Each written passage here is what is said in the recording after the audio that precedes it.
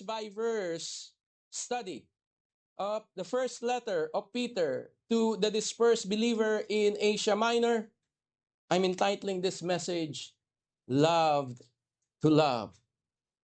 And we will open up 1 Peter chapter 1, verse 18 to 25. Again, praise the Lord, we have been what?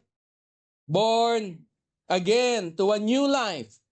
Not join a born-again religion, but we were born again to a new life. We were born again to a new way of living.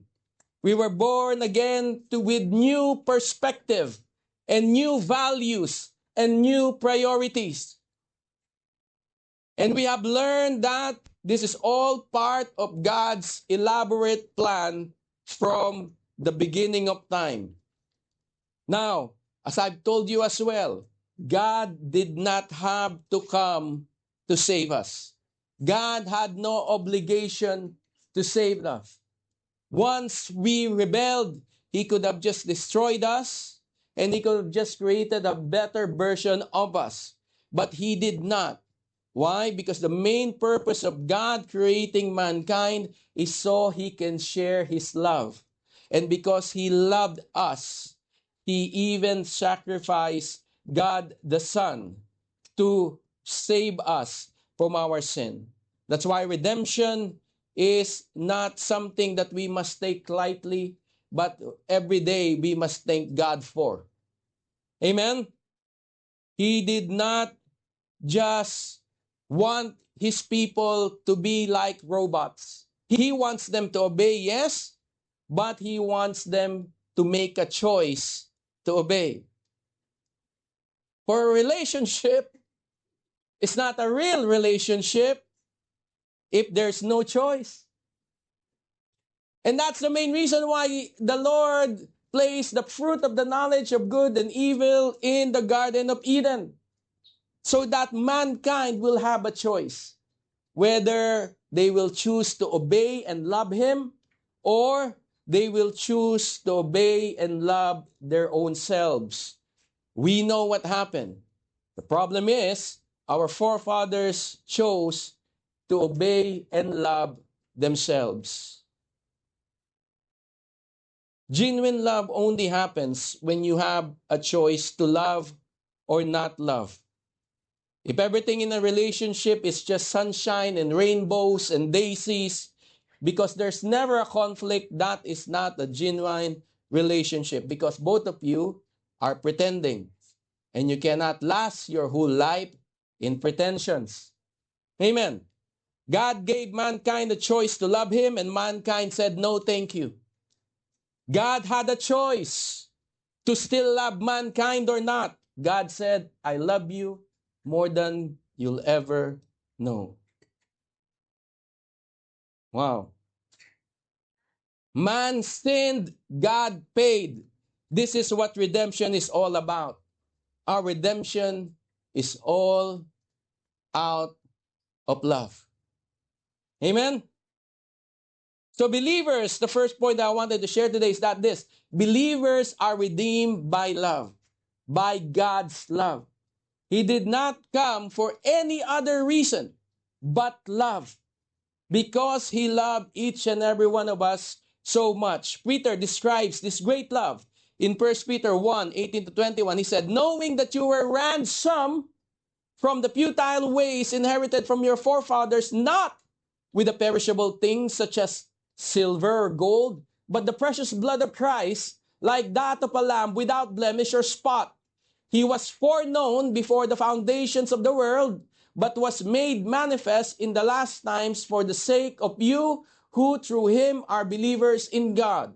You who raised Him from the dead and gave Him glory, so that your faith and hope are in God. The main idea of this point is this: God demonstrated His love by sending His Son to save us. Amen. This verse is so precious to us because reading this, we should understand how important we are in the sight of God. Wow. First, we should examine and appreciate what God Himself did to redeem us. First and foremost, we are reminded that the work of Jesus was a planned work. Okay? It's not a reactionary work from God, but it is a planned work so that when we sinned, we can be saved. It was foreknown before the foundations of the world and is now evident to us in the last time. The prophets, as we mentioned last week, did not know the whole story of redemption and salvation. We are blessed because we are now looking in hindsight. We know how the story ended, and therefore we understand that God the Son had to come so that we can be saved. Second, that we have been ransomed. This is what the Lord Jesus Christ did. You have been kidnapped by the enemy, and he had to pay the ransom. He was the ransom. The thing is, the ransom is not silver or gold. The ransom is himself. So if we look at that even further, we understand the true cause of our salvation. The cause is not silver or gold, and the Bible calls it perishable. Sometimes we want to invest in silver or gold because heaven and earth will pass away, but silver and gold do not. But the Bible says they are all perishable. When you die, they gone. Okay? When you die, you can put them on your casket. 1 week later, they gone. The cost is not silver or gold, not the imperishable, but the perishable. The cost is not silver or gold. The currency, instead, is that imperishable. The imperishable, the precious blood of our Lord Jesus Christ. Who paid for it? The spotless Lamb of God. Of course, when we talk about the spotless Lamb of God, it calls back to the practice in the Old Testament, where if people want their sin to be forgiven, they need to bring a lamb that is spotless and offer it as a sin offering to God, a burnt sacrifice. They do this once a year so that their sins will be forgiven. But it's a never-ending practice because after they sacrifice their lamb, they will sin again and again and again and again. Agree? And so the Lord Jesus Christ had to come. He is the perfect sacrifice, spotless because he is sinless. He is spotless. And when he sacrificed himself, all sins, past, present, future, have been paid for. It's like you have a $1 million loan in the bank. Jesus came and paid for 1 billion. So that even if you fall into another loan in the future, it's already been fully paid for. Wow. This is the precious blood of our Lord Jesus Christ, and the plan was foreknown before the creation of the world. You see, God is holy, and therefore sin cannot exist in the presence of the holy God. If God wants to spend eternity with his people, us, with his creation, someone needs to cleanse us from our sin. And so Jesus Christ offered himself. That's why at the cross he shouted, Eli, Eli, lama sabachthani. It means that, Father, Father, why have you forsaken me? Because at that time, he became sin so that we can be his righteousness. Amen? You need to appreciate God for what he had done. He wanted to spend eternity with his people that he had created. Therefore, God made a way when there seems to be no way. God is a righteous judge. To satisfy his wrath, sin must be paid for, and Jesus Christ came. And in Isaiah, one of the messianic prophecies, he told us what Jesus Christ would have to go through. He was pierced for our transgression. He was crushed for our iniquities. Upon him, the chastisement that brought us peace, the punishment that brought us peace. And by his wounds, we are healed. Not physically healed, eternally healed. By his wound. It's so amazing that it's not by his teaching, not by his miracle, not by his blessings. It's by his wounds. Because if Jesus Christ did not die for our sin, we will all still be heading towards hell.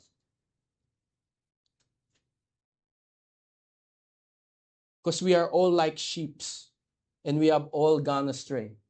All of us. No one is exempted. All have sinned and have fallen short of the glory of God. We have turned, everyone, we have turned to his own way. And the Lord has laid on him the iniquity of us all. All our sins, and I mean you and I. Don't look at the person next to you. Oh, your sin. Huh? All our sin, you and I, had been laid on him.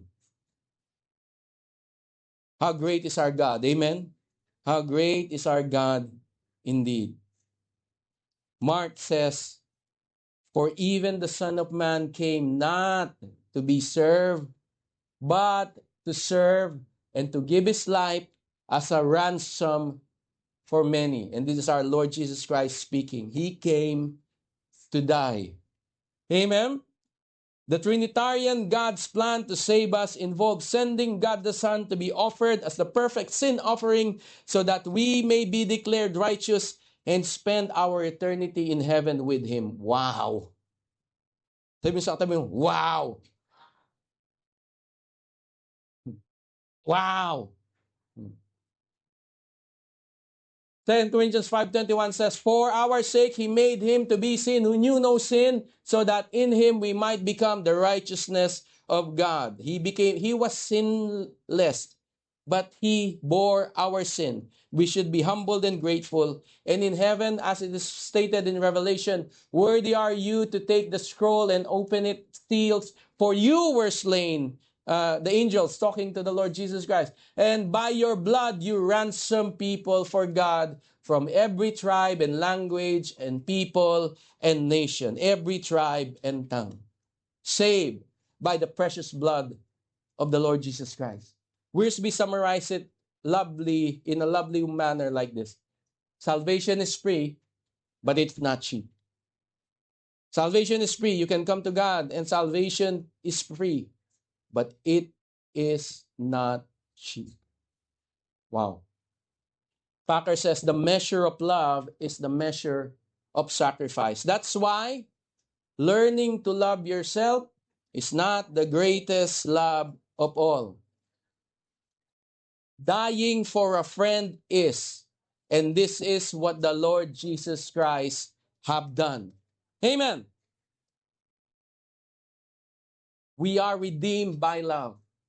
If you remember all your sins that you have done in the past, just remember all the sins that you have done in the past. And now understand that the Lord Jesus Christ came because of all those sins. Shouldn't you be grateful that He wiped them and that He came? A lot of more extreme teaching will say, we murdered God. And indeed we did by our sins. But we should be happy that the Lord gave freely and He came freely. Amen. Now we are redeemed by love. Do you feel God's love? Do you feel God's love? So what are you going to do now if you feel God's love? Well, now that we are redeemed by true agape or unconditional love, we are then released to love. Amen? We are then released to love. When you encounter the love of God, you want to share that love of God to other people. Okay? Love who? Love your fellow. 1 Peter 1:22 says, having purified your souls, because you have been purified, by your obedience to the truth, for a sincere brotherly love, read, one another earnestly from a pure heart. Love one another earnestly from a pure heart. We are born again, yes. And we are born again through the Word of God. But it does not only give us a new life, it also tells us to love one another. If the word of God indeed lasts forever, we must then and are obligated to and empowered by to live out the kind of love and holiness that Peter is telling us to live. The main idea of this verse is this: God's love effected in us, God's love that we have experienced, compels, controls us to love others. You cannot say you love God and not love other people also. Agree? To love earnestly is to love intentionally, to love strenuously, and to love sincerely. And to love one another, does not only mean that you love the lovable. Amen? Jesus himself said in Luke 6:32, if you love those who love you, what benefit is that to you? For even sinners love those who love them. If you only love those people who favor you, who supports you, or even tolerates you, then that is not the love that Jesus expects. Amen? This is the definition of worldly love. It's transactional. You love me, I love you. This is what transactional love is. I love you because you love me, and if you don't love me anymore, then I don't love you anymore. This is worldly love. This is not godly love. If God only loves those who love Him, Jesus Christ did not have to come. Amen? God's love is unconditional. Agape. And He commands His disciples to do the same. In John 13:34-35 said, a new commandment I give you, that you love one another. How? Just read, as I have loved you. You also are to love one another. By this, all people will know that you are my disciples if you love one another. Wow. By this, you will be set apart. People will know who you are if you love one another. Love is not optional for believers. Amen. It is the evidence of a new life. Those who have been deeply loved by God are called to deeply love others as well. This is the mark of a true disciple of God. It's very easy to do, right? Is it easy to do? I don't know about you again, but I guess many of you believe that it's not easy. It is not easy. Listen, you see, the problem with loving people is that they are people. We are all flawed and we are all imperfect. Loving God who is invisible takes a lot of faith, but it is counted to us as righteousness. Loving people who you see and interact with on the daily or even just on Sundays takes a lot of patience, and it is challenging. Because people will hurt us. Amen?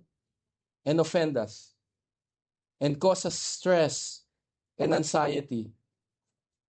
People are inconsistent, selfish, inconsiderate.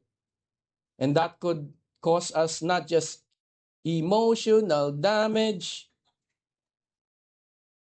but sometimes even reputational, social, or financial damage. And on the other hand, people can also be invasive and controlling and demanding, causing us burnout and distress.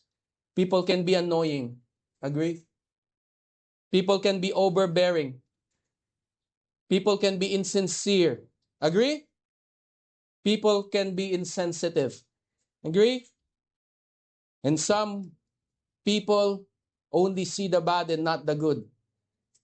And it makes them hard to please. People criticize each other. Agree? People find fault against one another. Agree? and people stab each other at the back. Agree? And you are part of that because you're people.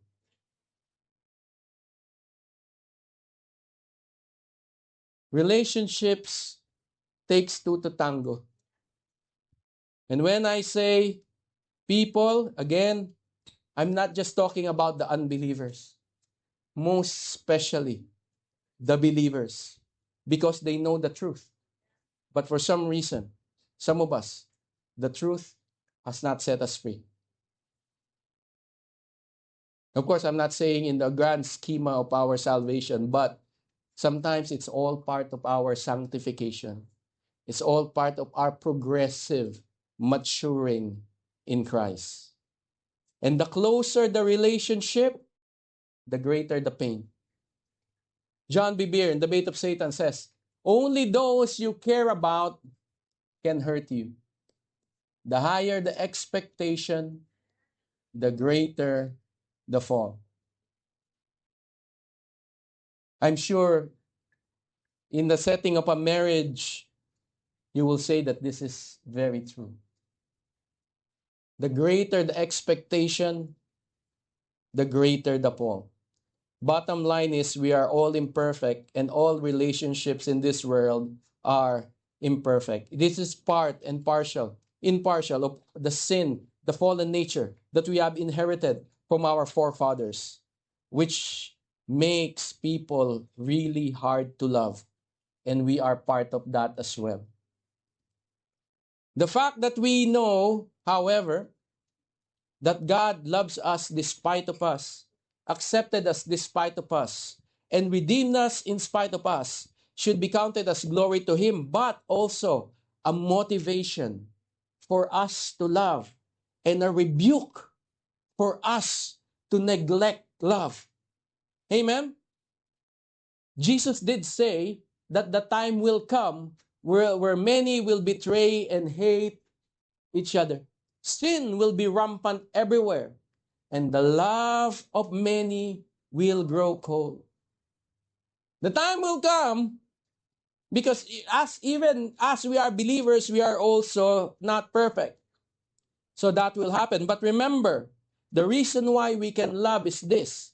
We love because He first loved us. Amen?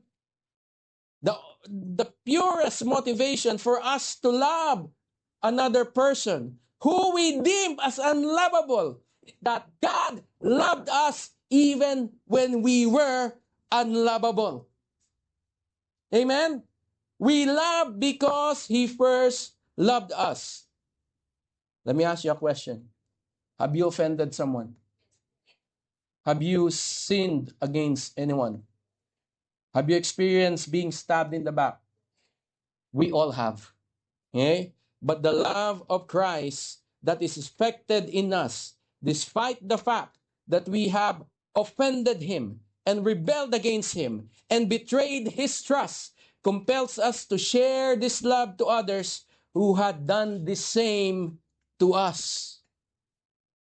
A good example is found in Luke chapter 7, verse 36 to 50, when a sinful woman decided to wash the feet of Jesus Christ with expensive perfume in the house of Simon the Pharisee.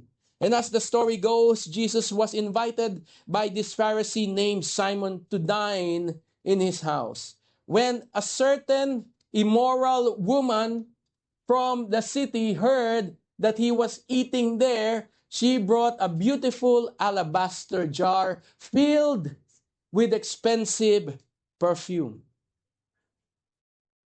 Then she knelt behind him at his feet weeping. Her tears fell on his feet. She wiped them off their hair, and she kept kissing his feet and putting perfume on them. Had she done a good thing? Yes, she had done a good thing. But as you know, you can't always please everyone. So the Pharisee, Simon the Pharisee, when the Pharisee who invited him saw this, he said to himself, if this man were a prophet, he would have known that what kind of a woman is touching him. She's a sinner. as if the person speaking is not a sinner as well. He used his critical, legalistic eyes and saw something bad amidst of good being done. Instead of praising God for the immoral woman coming to Jesus Christ in repentance, he decided that what he sees is not a good thing. Of course, he was rebuked by the Lord Jesus Christ, by the Lord telling him about a parable of the money lender. Do you remember the parable of the money lender? Jesus Christ said there were two debtors, and these two debtors cannot pay their debt anymore. One owed the moneylender 500 denarii. Another owed the moneylender 50 denarii. And the moneylender decided that I will cancel your debt. And Jesus asked Simon a basic question. Who do you think will love and appreciate the moneylender more? The one who was forgiven for his 500 denarii debt, or the one who was forgiven for his 50 denarii debt? Who do you think will appreciate the moneylender more? The one who had the bigger debt. Amen? Jesus then rebukes Simon and says, when I entered your home, you did not even offer me water to wash the dust of my feet, but she washed them with her tears and wiped them with her hair. You did not greet me with a kiss, but from the time I first came, he had not stopped kissing my feet. You have neglected the courtesy of olive oil to anoint my head, but she anointed my feet with rare perfume. And this is Jesus' mic drop moment. I tell you, her sins, and they are many, have been forgiven so that she can show love. But the person who thinks they're only forgiven little will only show little love. Those who are forgiven much and recognize that they have been forgiven much will love much. But you are like the Pharisee, Simon. He never recognizes his sin. He thinks he's perfect. Therefore, he did not show any love because he thought that he had no debt. The moral of the story is this. The more you realize and appreciate how God chose to love you despite of your sin, the more you learn to accept and love others despite of their sins and flaws. Amen?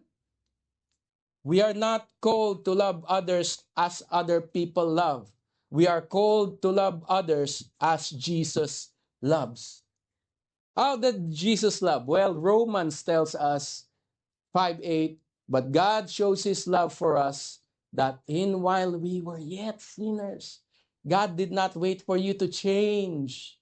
God did not wait for you to fulfill all the 10 commandments because it is impossible for you to do. God did not wait for you to be a member of a church. God did not wait for you to give. God did not wait for you to do anything. Whilst we were yet sinners, Christ died for us. And Romans 12:9-10 says, don't just pretend. Don't be Tupperwares.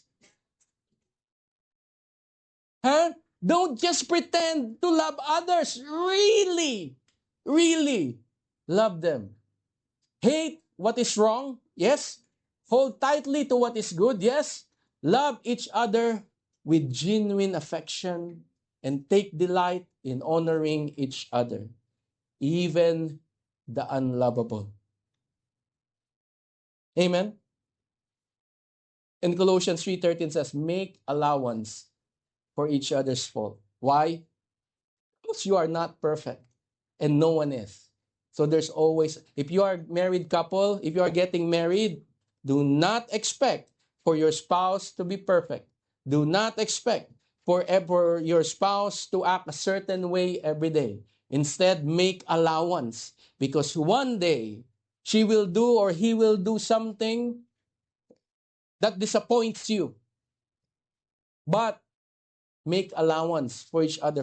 Expect it already and forgive anyone who offends you. Because you must remember, the Lord forgave you, so must you forgive others. When the Lord forgave, He no longer remembered our sin. When the Lord forgave, He no longer counted all our iniquities against us. When you forgive, really forgive. Really forgive. Really forgive. Really forgive. Remember, the Lord forgave you, so must you forgive others. We must learn to forgive and love like Jesus because people are people and we are all flawed human beings. It is hard to do.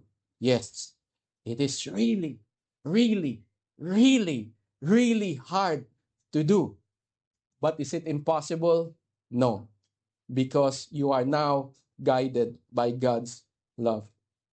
And because God loved us and we are able now to love others, a believer's love is retained through God's love. What enables a believer to love others? God's love enables a believer to love others. 1 Peter 1:23-25 says, since you have been born again, not of the perishable seed, but of the imperishable, through the living and abiding word of God. For all flesh is like grass, and all its glory like the flowers of the grass. The grass withers, the flowers fall, but the word of the Lord remains forever. And this word is the good news that is preached to you. The main idea of this verse is this: God's forever love enables us to love others the same way. Naghanap ka ng forever, the grass withers, the flowers falls, but the word of the Lord remains forever. The same word that says, He loves you and no one can separate you from the love of God. The same word that says God, that showed how God loves you, it lasts forever. Amen? No one can really love you forever except for God. But if you are looking for a forever love, God is the one who can give you a true forever love. That's why I believe that no true Christian couple ever separate, divorce, or fall out of love, because God's love compels and sustains our love. Amen? That's why it is now possible to love people even when they do not deserve it. Even when it means we need to lose arguments. Even if we mean that we may take the losing position, even when it means we need to swallow our pride, it is better that we maintain the relationship. We love others not to earn God's love. We love others because we have been transformed by God's forever love. Amen? As the word of God that says God loves us endures forever, the love that is developed in us is compelled by God to be expressed and to last forever. Of course, there will be ups and downs. It cannot, nothing is a plateau. There's peaks, there's valleys, there's peaks, there's valleys. In any relationship, nothing is a plateau. But even how deep is the chasm or the valley, the love is even deeper. Amen? It's amazing, isn't it? This is part of our transformation. Before being a believer, I won't care about any other people except for me. I don't care whether I hurt people. I don't care whether I offend people. So what? But our transformation compels us now to love others as we love ourselves. Amen? When a caterpillar enters a cocoon to be transformed into a beautiful butterfly, it needs to be broken down first so that it can take its new form. Similarly, all of us, in our transformation process, needs to undergo pain and brokenness. Amen? After all, how can you be more patient if no one annoys you? Amen? How can you be more patient if no one irritates you? That's why couples, the longer they stay together, the more patient they become. Amen? You pray to the Lord, Lord, give me patience. Now the Lord gives you someone to irritate you to develop your patience. What do you expect? It will just happen like magic. When you wake up tomorrow, you have long suffering already. For you to get long suffering, you need to suffer long. Amen? How can you learn to forgive others if no one offends you? That's how you learn to forgive. If someone stabs you in the back, you learn to forgive. How can you learn to be generous and hospitable if the needy don't come to you? How can a relationship mature if there's no argument, if there's no disappointment, if there's no disagreement? How can it mature if there's nothing like that? If there's disappointment, disagreement, and arguments in a relationship, it is up to you to grow more maturely so that you can fix the relationship with the help of God, of course. Understand that relationship mature when you overcome challenges over time. Amen? Over time. That's why R.C. Sproul said, the same grace that saves us is the same grace that sustains us. Wow. Yes, it's so hard to love other people. It's so tiring to love you. I hate that I love you, sabihin ng iba. I hate myself from loving you, for loving you. It is hard, yes, but it's not impossible. Understand that the love of Jesus Christ effected in you enables you to love others the same way that He loved us. That is what real love is. Remember in Jeremiah, God says to Jeremiah, long ago the Lord said to Israel, I have loved you, my people, with an everlasting love. With an unfailing love, I have drawn you to myself. Of course, 1 Corinthians 13 tells us how love should be. And I want everyone to read it. 1 Corinthians 13, 4 to 8, it says, love is patient and kind, does not envy or boast. It is not arrogant or rude. It does not insist on its own way. It is not irritable or resentful. It does not rejoice at the wrongdoings, but rejoices with the truth. Love bears all things, believe all things, hope all things, endures all things. Love never ends. You told your spouse before you got married, I love you. Now that you're married, love never ends. Love is patient, yeah? Because in a relationship, your patience will be tried. Love is kind. When your spouse annoys you or offends you, kindness. Love does not envy. Love does not boast. It is not arrogant. It is not rude. It does not insist in its own way. Loose. So what? It does not insist in its own way. It's not irritable. No? It's not resentful. Hindi nagtatanim ng sama ng loob. It's not irritable. It's not resentful. It does not rejoice in wrongdoings, but rejoices in what is true. Real love bears all things. Love bears all things, believes all things, hopes all things, and endures. Endurance. There's endurance. Endures all things. Love never ends. For God so loved the world that He gave His Son. And that's the good news. If God gave to us, we owe it to Him to express the love that He had given us by expressing it to others as well.